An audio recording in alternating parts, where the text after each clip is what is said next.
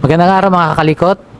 For today's video, hanapin natin kung bakit nag-i-stuck yung accelerator ni sir. Ang sabi niya sa akin, pinagawa niya lang naman na ito. Tapos nung ginamit niya na, bigla lang din nag-stuck up yung accelerator.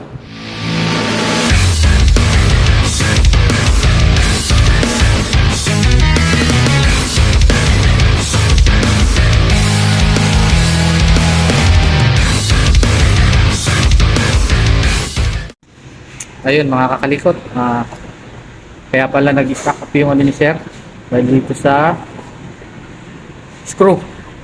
Nag-stack up yung screw sa throttle niya, kaya hindi niya maano yung throttle.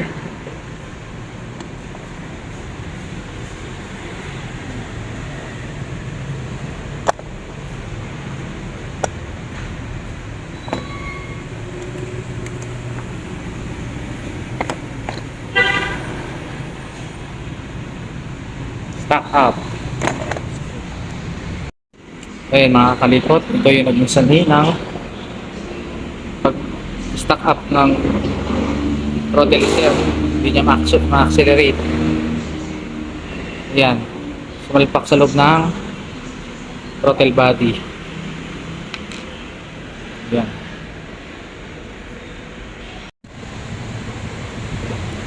Ayan, itry natin mga kakalikot.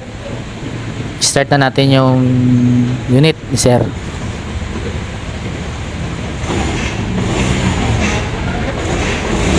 Ayan, hindi na stack up yung accelerator nya. Okay na ulit.